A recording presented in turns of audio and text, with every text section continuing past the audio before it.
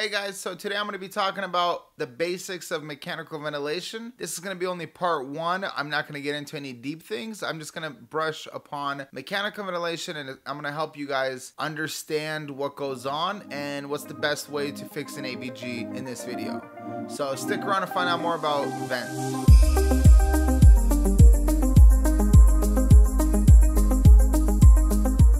Hey guys, I'm Daniel from Dual Deer Media. Today I'm going to be talking about vents or mechanical ventilation. Now, mechanical ventilation is interesting because it's probably the most fascinating aspect of being a respiratory therapist. After nebulizers, this is probably my favorite thing. I'm totally kidding. The overall topic of mechanical ventilation is something that's going to take a lot of time to discuss and go over. So I'm going to have to break it up into different parts. I'm not going to go over why people get intubated and why they need mechanical ventilation. I'm just going to go over some basic ways of fixing an ABG and some basic modes. So let's just dive in right in. Every single ventilator that you're going to encounter, it's going to have the basic settings, or at least the same basic settings.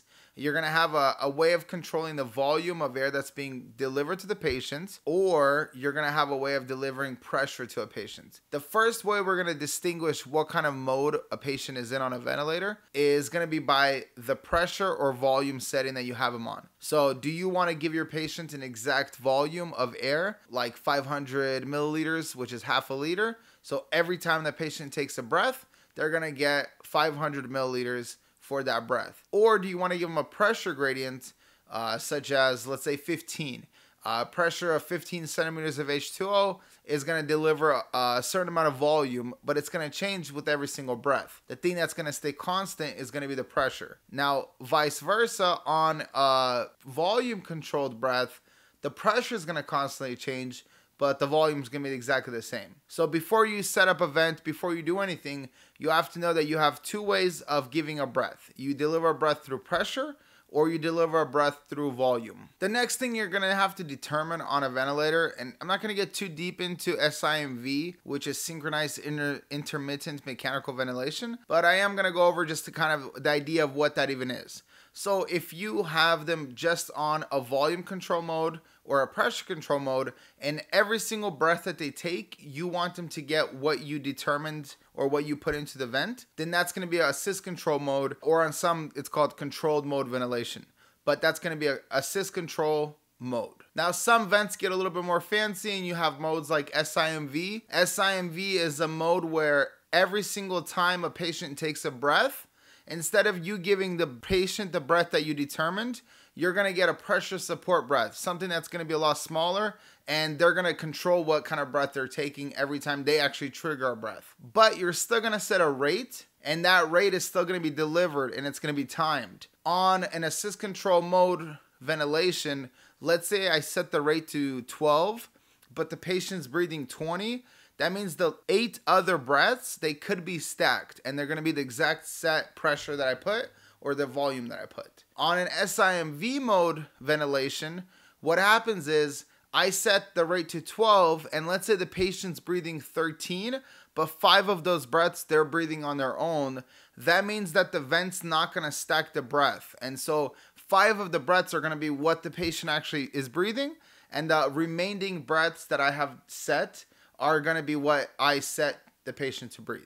And beyond that, beyond those two major modes, you have spontaneous or pressure support, and that's where you don't have a rate set. The patient's just breathing on their own, and there's a backup rate that if the patient stops breathing, the backup rate's going to start breathing for them. This is really good for weaning a patient and trying to do a spontaneous breathing trial so you could take him off the vent. Another mode that's used is ASV. ASV is pretty fascinating. It's actually probably one of my favorite modes. It's actually where you set a target minute ventilation volume, and the vent triggers whatever it thinks the patient needs itself. So if the patient's doing this or that, it's gonna smartly be able to calculate all that and give the patient what they're not doing on their own. So those are some basic settings for vents. Honestly, everybody has their own preference. Typically, if the patient is fully sedated and you want an exact ABG, you're going to have them on a volume control mode. If the patient's a little bit, you're worried about their lungs getting some kind of pneumothorax or some kind of trauma,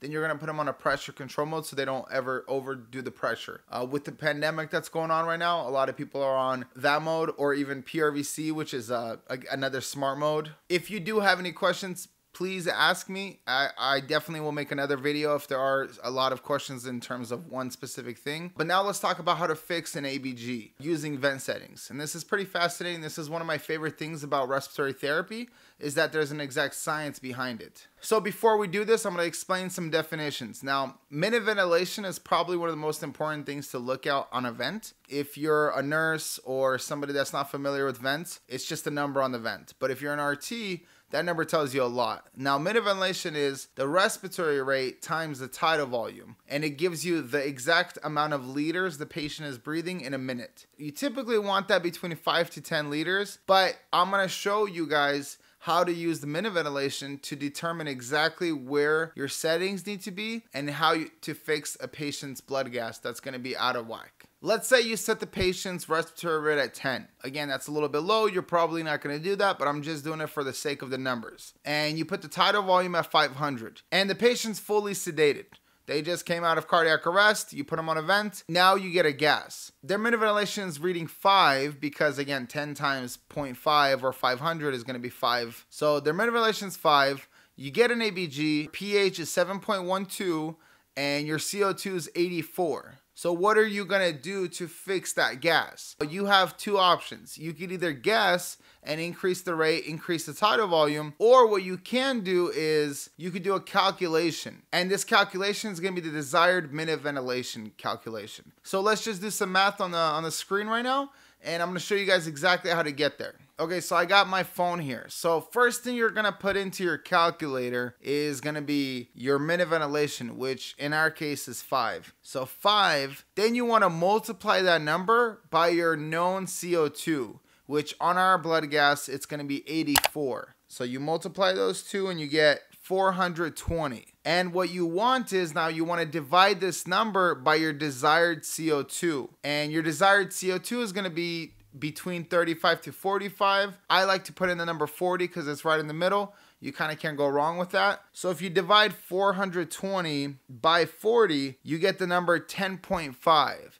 And that's what your desired or your new target minute ventilation should be. Now, if you put your minute ventilation to this number, after about 30 minutes to an hour, you should almost 100% guaranteed get a perfect blood gas. I've done this so many times in the hospital and it works every single time. So as we saw before, our respiratory rate was set at 10 and our tidal volume was 500. So the first thing you want to do is you got to determine if the patient's tidal volume is within the safe range, which is 5 to 7 milliliters per kilogram of ideal body weight. If you're not an RT, that's probably a mouthful to say and a mouthful to hear, so just ignore that part. But if you are an RT, you know that you don't determine ideal body weight based on some random calculation. It's based off height, and height gives you exactly the lung size. If a patient's 1,000 pounds, their lungs are going to be the exact same size as a patient who's only 200 pounds. The only difference in lungs is based on the patient's height and gender. 500 is a pretty high tidal volume. So let's say that that's 7 mils per kilo. We can't go any higher on the tidal volume. So what we're going to do is we're going to go up on the respiratory rate. In order to get a minute ventilation of 10.5, we're going to have to be breathing 10 liters. So the respiratory rate would have to be 21 with the same tidal volume of 500. Now that's going to give us 10.5. Typically RTs like even numbers, you're going to see a rate of 20 or a rate of 22. But even if you put rate of 21, give it about half an hour to an hour, your minute ventilation is going to be 10.5. And you're going to get almost a perfect ABG, and you just fix that acidosis. So try this out in your clinical sites. If you're already an RT, try doing this calculation. This is the one thing that gives us science that backs our practice. We're not just guessing. We're not just throwing out numbers and guessing what the patient's going to do, but there's an actual way of calculating the best way to fix an ABG. So this is part 1. I didn't get into any details. There's so many things we could talk about vents. Like I was saying earlier, we could talk about why people get intubated, what's a good way to extubate a patient. We could talk about the actual mechanics of ventilation. But let's just start here. If you guys like this, please hit that like button. Subscribe to my channel. Thank you guys for watching. Stick around next week. There'll be another video up.